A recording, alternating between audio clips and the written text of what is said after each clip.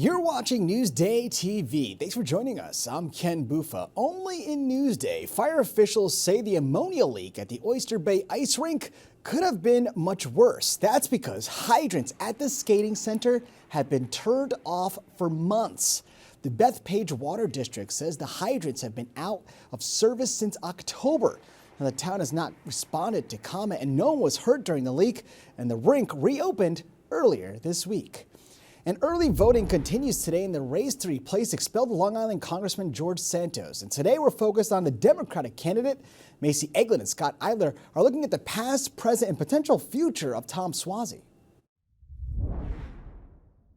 Newsday has put together profile pieces on the two nominees running for Congress in the 3rd District after George Santos was expelled from the House. So we've got Republican Mazi Pilip and Democrat Tom Suozzi running in this special election. Politics reporter Scott Eidler has put together a bio on Tom Suozzi. He is well known in the area and in fact has held this position before.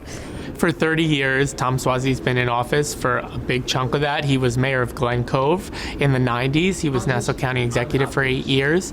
And then he was the congressman for the 3rd District from 2017 to 2022. He's had these big wins, but he's also had these big losses. He lost for a 3rd term, Nassau County executive to Ed Mangano by a very slim margin, lost by a landslide 4 years later.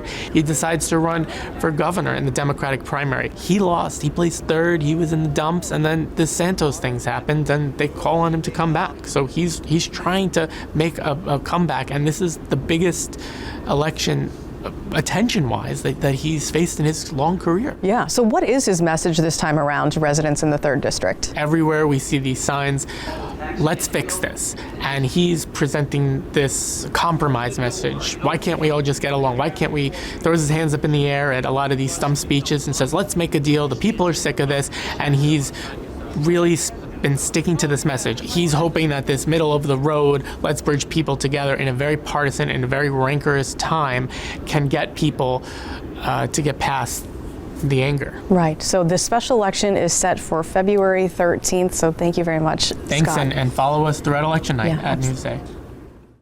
Now, to read more about Suozzi and his opponent, go to Newsday.com. Click Get More below the Newsday TV video box. And one Long Island community is among the first to qualify for housing initiatives. Mineola is one of 20 communities across the state to be certified as pro-housing designation. Governor Kathy Hochul says this means they can tap into funding for development initiatives like redeveloping downtowns. And some big changes will be coming for Long Island High School lacrosse next year. Carissa Kelman is standing by with more. Shot clock is finally coming to Long Island High School lacrosse. Starting in the spring of 2025, the state has allowed Nassau and Suffolk varsity boys and girls lacrosse games to use an experimental shot clock for 2 years. Boys lacrosse games will feature a 60-second clock starting from when the ball reaches the offensive goal box area. The offense will have 10 seconds from the time it crosses midfield to reach that area. The 10-second timer will be kept by the officials, and the 60-second shot clock will be on the physical shot clock. The length of the shot clock in girls' games will be shared in May. The NCAA uses a shot clock in both men's and women's games. Long Island coaches are in favor of the shot clock. They say it will prepare the many Long Island athletes looking to play at the next level, make the game more exciting and safer on both the boys and girls side. The Catholic League hopes to have the shot clock adopted for spring 2025. Be sure to stay with Newsday for the latest updates on this developing story, and for more on high school sports, go to Newsday.com. And a Long Island woman will be on a new Lifetime series called I Wasn't Expecting a Baby. Tiffany LaShawn Stewart did not realize she was pregnant until she was in labor. The Hempstead woman recaps her experience giving birth in the very hospital she works at in Mineola. The show premieres tomorrow night. And listen up, Lego fans, the Brick Convention is coming to Brentwood this fall. The 2-day event for Lego lovers will be held at the Suffolk Credit Union Arena. It will include life-size figures, hard-to-find kits, and appearances from creators. Tickets start at 18 bucks. Enjoy if you go. All right, let's take a look at your Long Island weather, shall we? It was a beautiful day today if you were able to get outside, and tomorrow it's going to be even better. You can see we're almost in the 50s. Look at that. But tonight we're going to go down into the high 20s. Taking a closer look at tomorrow, you can see, look at that, mid 40s, sun all day. I'll take it. And make sure you stick with us to the end of the show for that 7-day forecast. Long Island weather is brought to you by Home Tax Saver, PTRC Incorporated. Classics by children's author Eric Carle are coming to life here on Long Island. Beth Whitehouse has a story you'll see only in Newsday. A beloved children's book character is the star of the new interactive exhibit at the Long Island Children's Museum. If you have a child or you've ever been one yourself, you know exactly who this little guy is. The Very Hungry Caterpillar. Eric Carle wrote this children's book in 1969, and it has sold more than 50 million copies. But the caterpillar isn't the only Carle creation in the exhibit. At our new Eric Carle exhibit, we have 5 of Eric Carle's books from his Very series: The Very Hungry Caterpillar, The Very Busy Spider, The Very Clumsy Click Beetle, The Very Lonely Firefly, and The Very Quiet Cricket. At the Very Hungry Caterpillar, they can take a journey through the pages of the book along with our hungry caterpillar. At the Very Quiet Cricket, they can nestle through some of the grass and investigate some of the environment where the cricket lives with his other friends. This is kind of hard to get through. At the Very Busy Spider, you can weave a beautiful, colorful web. At the Very Lonely Firefly, you can interact with a beautiful wall and become part of the moving story of the firefly. There's also the Very Clumsy Click Beetle, where kids help put the beetle back on its feet.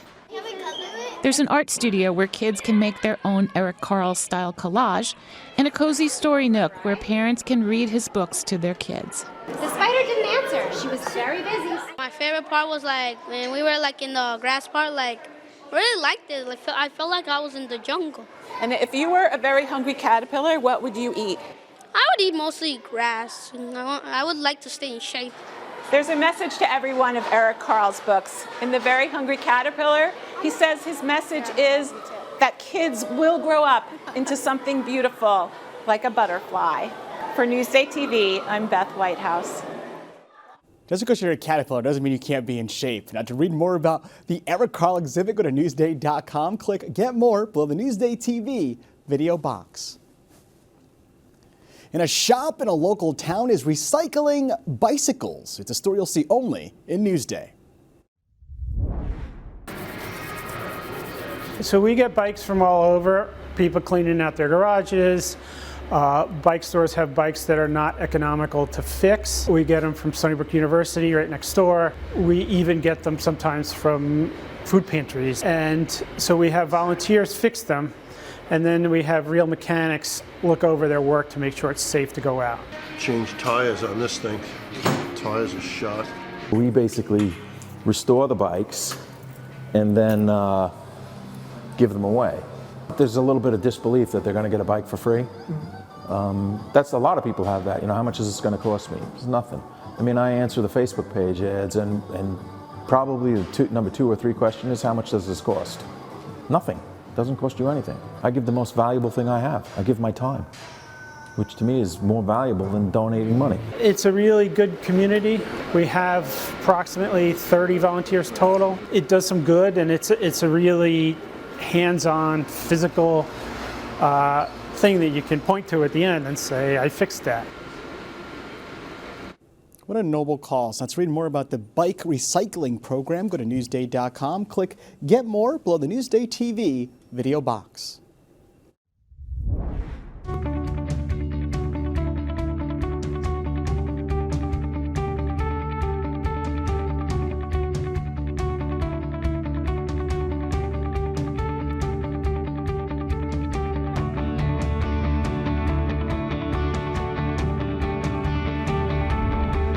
You're watching Newsday TV. I'm Ken Buffa. Thank you so much for joining us. We leave you now with a look at your 7-day forecast.